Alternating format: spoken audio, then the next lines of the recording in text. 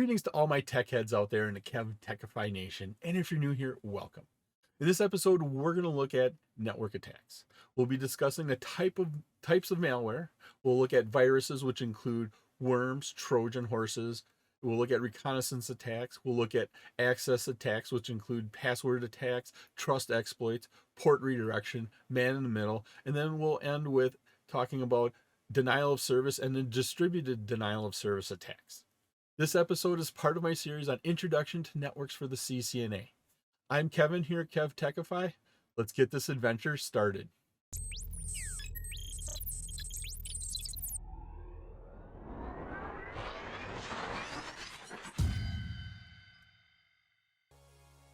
Malware is short for malicious software. It's code or software specifically designed to do bad things to your system.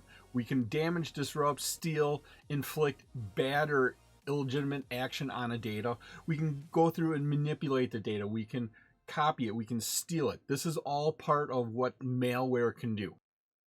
A computer virus is a type of malware that inserts itself by copying it into itself or replicating a good part of a program or making it part of another good program, and then it spreads from one computer to another, leaving that infection behind. Worms are similar to viruses.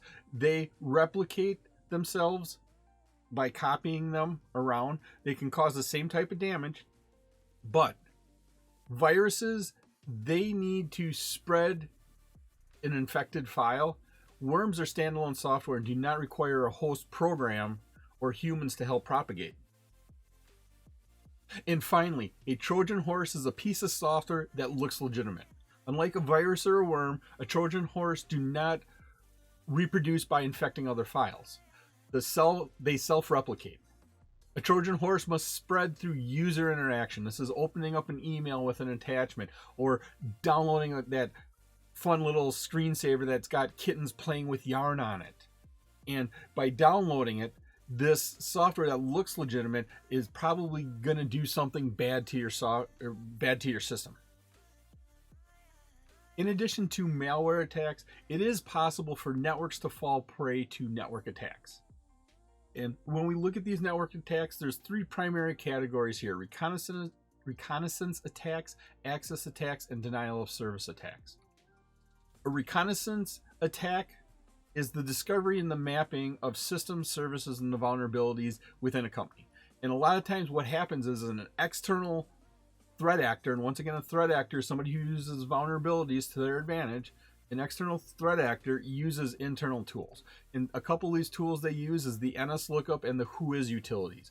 That gives them information about the domains, the IP addresses, how the system is kind of set up. Once they have an idea about the IP addresses, then they start going in and they ping those addresses. Once they find an active address, they can do a port scan on it, find out what ports it is, what system. They go and they look up online what vulnerabilities there are for that system or those ports, and then they get a whole list of what they can try against your system.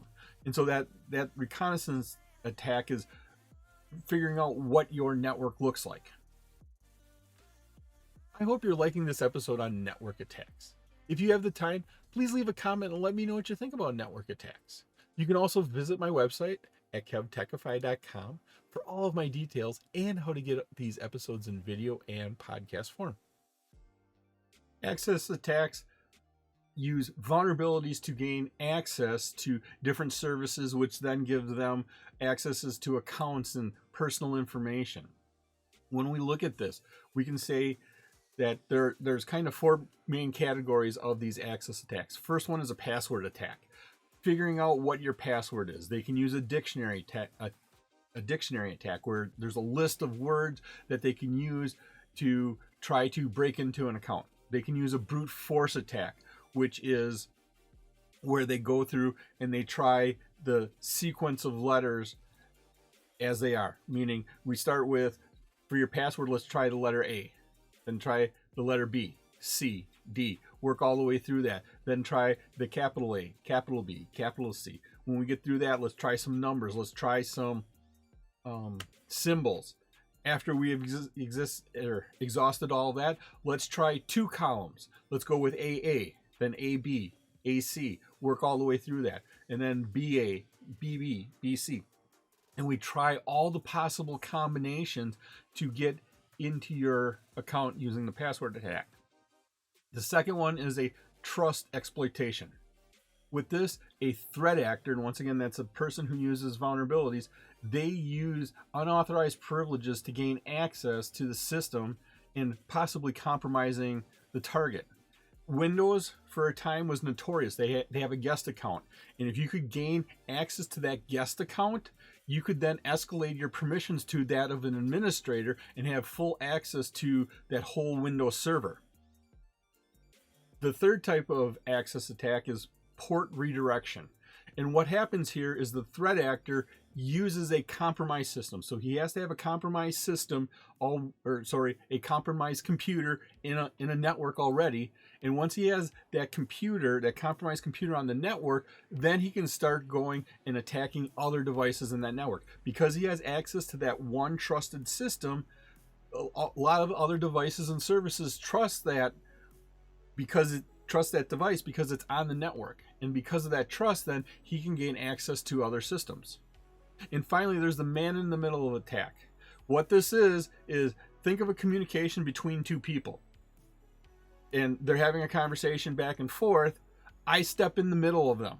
I hear the conversation from the left side. I tell it to the right side. I hear the response from the right side, tell it to the left side. Now, what if I wanted to change the message? And the left said, okay, I'm going to give the right side $1,000. I get that message, and then I turn around and tell the right side, hey, the left side's going to give you $100. Okay, so the right side doesn't know any better. They don't know I'm translating this. And what happened? I made $900 in the process. And so that man in the middle, they can change and manipulate data. They can track what keystrokes you are using, possibly, what passwords you're entering. And so there's a lot of things that can happen with these man in the middle attacks.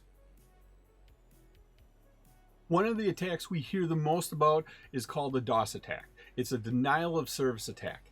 And these are probably the most publicized ones out there. This is what we hear on the news a lot of the major websites. Amazon, PlayStation Network, they've all had denial of services attack against them. Now, they're most publicized and they're a lot of times the most difficult to eliminate. Now, they're easy to implement.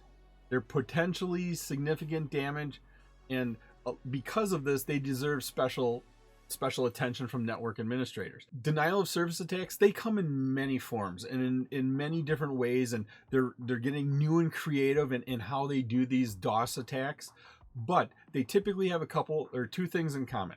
One is they prevent authorized people from using the websites. And in the case of Amazon, when they get a DOS attack against them, people can't go and place orders on Amazon. And if people can't place orders on Amazon, well, that's what Amazon is about, is getting orders and processing orders. If they can't do that, they're losing money. PlayStation Network, if you can't access the PlayStation Network from your PlayStation, you can't game. You can't go and compete against your friends. You can't have authorization to play your games. And so it basically shuts down your PlayStation. The other thing it does is it consumes resources. And what this does is it uses all the RAM, it uses all the processor, it makes your hard drive spin continuously. And because all the resources are being used, people can't access the resources they need to. It's designed to interrupt communication. It's designed to, like I said, not let people do what they need to do on the system. If your company is a manufacturing company and they can't figure out what orders to come, the purchasing person can't order the parts they need to make the next widgets that are going to be sent out the door, your company is at a disadvantage. They're not going to be able to complete their orders on time. People are not going to be happy, and it's just not good business for you. There is a twist to this denial of service attack. What we have is a distributed denial of service attack, DDoS. And what this is there's multiple computers, and it's usually a lot of times multiple compromised computers out there, and this is typically called the botnet.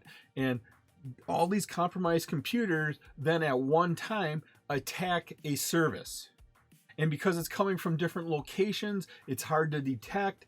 Because it's coming from different locations, it's hard to stop. And when this happens, a lot of times we'll hear that on the news that, hey, we had a denial of service attack. It brought our systems down. People couldn't access this for multiple hours. The good news is security is starting to get better. Network administrators are starting to get smarter. They're developing better techniques. Amazon continually gets denial of service attacks, but it doesn't affect their business because they figured out how to mitigate those attacks. It was my pleasure to provide you with this wonderful episode on network attacks.